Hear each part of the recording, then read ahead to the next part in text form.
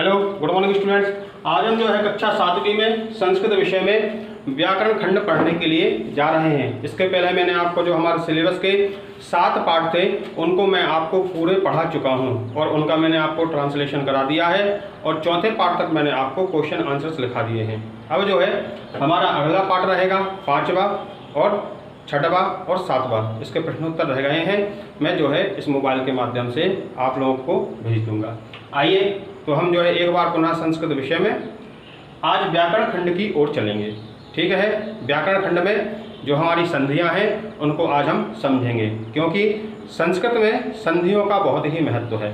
बिना आप संधियों को समझे हुए, बिना समासों को समझे हुए आप संस्कृत के श्लोकों का, उनके पद्यों का कभी भी अर्थ नहीं कर सकते हैं, उनका अर्थ आप जान ही नहीं सकते हैं। तो इसलिए संस्कृत के श्लोकों को समझने के लिए, उनके भावार्थों को समझने के लिए, शब्दार्थों को समझने के लिए संधियों का ज्ञान होना बहुत ही आवश्यक है।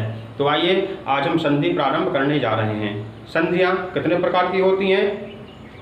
तो संधियों के 3 प्रकार होते हैं मुख्यतया। ठीक है, एक होती है स्वर संधि, दूसरी होती है व्यंजन संधि और तीसरी होती है विसर्ग संधि। ठीक है, सबसे पहली कौन संधि होती है? स्वर संधि। दूसरी कौन सी संधि होती है? व्यंजन संधि। और तीसरी कौन सी संधि होती है? विसर्ग संधि। अब आइए अब आगे बढ़ते हैं। स्वर संधि का मतलब क्या है? स्वर संधि का तात्पर्य यह होता है कि जिन शब्दों में केवल आपस में स्वरों की चर्चा हो उसको हम स्वर संधि कहते हैं। आई बात समझ में?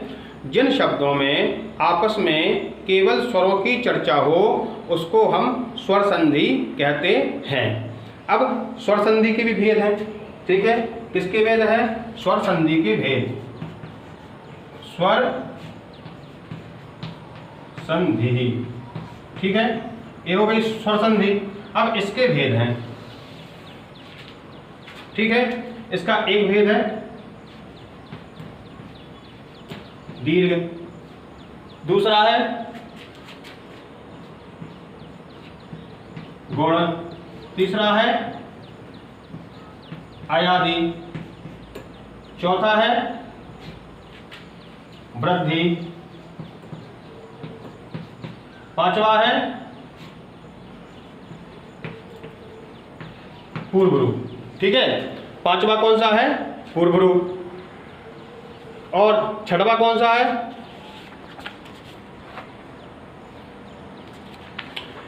ध्यान दीजिए, हमारी छठवा है यण संधि।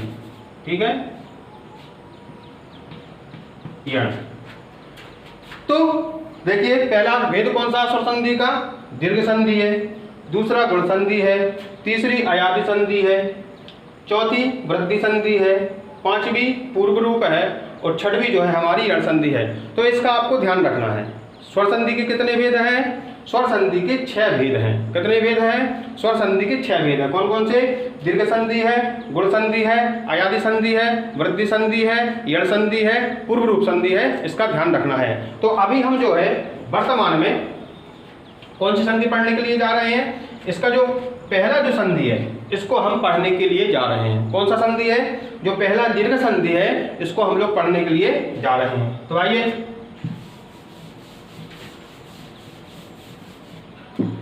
दीर्घ का मतलब क्या होता है? बड़ा। दीर्घ का मतलब क्या होता है? बड़ा। अब आप दीर्घ संधि समझ लीजिए। जैसे छोटी ई प्लस छोटी ई बराबर बड़ी ई।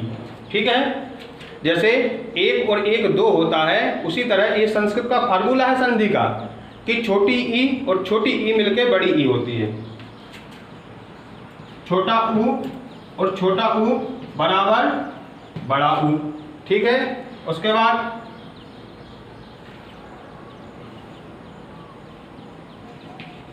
छोटा आ और ये छोटा आ बराबर क्या हो गया हमारा?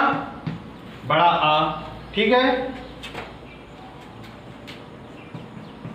छोटी री और छोटी री बराबर बड़ी री। इसका ध्यान रखना है। छोटी छोटी मिलकर क्या हो गई? बड़ी ही। छोटा ऊ मिलकर क्या हो गया? बड़ा हूँ। छोटा मिलकर क्या हो गया? बड़ा आ। और छोटी री मिलकर क्या हो गई? बड़ी री। अब ये जो है बड़ी ई बन गई, बड़ा ऊ बन गया, बड़ा आ बन गया और बड़ी री बन गई, तो इसको बोलते हैं दीर्घ। तो ये बड़ी ई बनी कि नहीं बनी, तो इसको हम क्या बोलेंगे, दीर्घ बोलेंगे। ठीक है, तो इस तरह से जिन शब्दों के बीच में, अब आगे बात ध्यान दीजिए, जिन शब्दों के बीच में बड़े ई की, बड़े आ की, बड़ी ऊ की और बड़ी री की मात्रा होती है उसको हम दीर्घ संधि कहते हैं। एग्जाम्पल में देख लीजिए आप, एग्जाम्पल में आप देखेंगे, जैसे मान लीजिए हिमालय,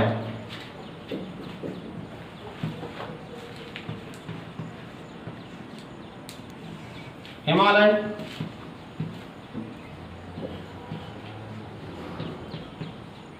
विद्यालय,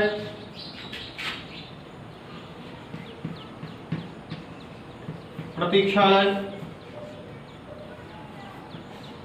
अब देखिए ये जो मैंने 3 आपको उदाहरण दिए हैं, इनमें बीच में बड़े आ की मात्रा है कि नहीं है, आप देख रहे होंगे इन सब में बड़े आ की मात्रा है। क्या है, बड़े आ की मात्रा है बीच में, तो इसलिए इनका संधि विच्छेद क्या हो जाएगा, हिमधन आलय, विद्याधन आलय,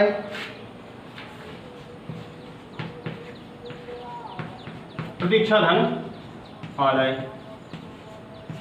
अब आप बोल सकते हो कि सर आपने तो बताया था कि छोटा आ और छोटा आ मिलके बड़ा आ होता है, लेकिन हम यहाँ पर देख रहे हैं कि माँ में आ है और यहाँ पर बड़ा आ है, तो ये कैसे होगा। इस बात का ध्यान रखना है कि भले ही छोटा आ हो और आगे बड़ा आ हो, तब भी मिलकर के बड़ा ही आ बनेगा, तो इसलिए हो जाएगा हिमालय। अब यहाँ पर आप देखेंगे जैसे विद्या में बड़ा आ है, आगे आलय वाला है। अब आप यहाँ पर भी बोल सकते हो कि सर दोनों में बड़े बड़े आ हैं, तो यहाँ पर कौन सा आ बनेगा। तो कहने का तात्पर्य यह है कि जो द्या में बड़ा आ है और आलय वाला बड़ा आ है, वो दोनों मिलकर के भी जो है बड़ा आ बनेंगे। उसी तरह प्रतीक्षालय, तो प्रतीक्षा में बड़ा आ है और आगे आलय बड़ा आ है, तो इस तरह से ये दोनों मिलकर के भी बड़ा आ बनेंगे। तो इस तरह हमारे 3 एग्जाम्पल बड़े आ के हो गए, हिमालय, विद्यालय और प्रतीक्षालय। आई बात, मुझे आशा है कि यह बात आपको समझ में आ रही होगी। उसके बाद हम एग्जाम्पल देखते हैं।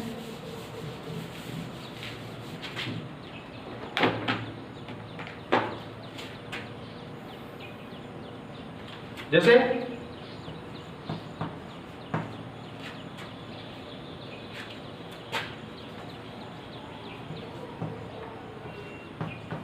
रविंद्र, पहला हमारा एग्जाम्पल है। दूसरा हमारा क्या एग्जाम्पल है,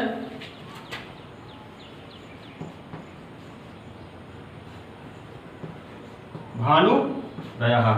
अब देखिए मैंने क्या बोला था, जिन शब्दों के बीच में बड़े आ की, बड़ी ई की, बड़े ऊ की, बड़ी री की चर्चा होती है, वहां पर दीर्घ संधि होती है।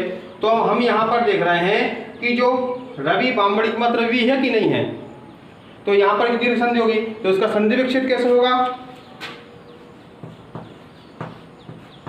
रविधन इंद्रः।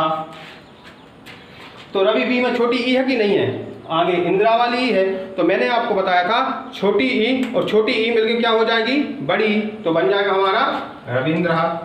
ये है कि नहीं, रविंद्र। क्यों, वो में छोटी ई और इंदिरा वाली ई, तो इनको मिलकर बन जाएगा क्या, बड़ी, तो बन जाएगा रविंद्र। आगे क्या है, भानुधन उदयः। ठीक है, आगे नू में छोटी ऊ है, आगे उदया वाला ऊ है, छोटा ऊ और छोटा ऊ मिलकर क्या बन जाएगा, बड़ा ऊ, तो बन जाएगा भानु उदयः। तो मेरे कहने का तात्पर्य है, इसको आप समझेंगे, मुझे आशा है। आज हमारा पाठ यहीं, अस्तु मंगलम।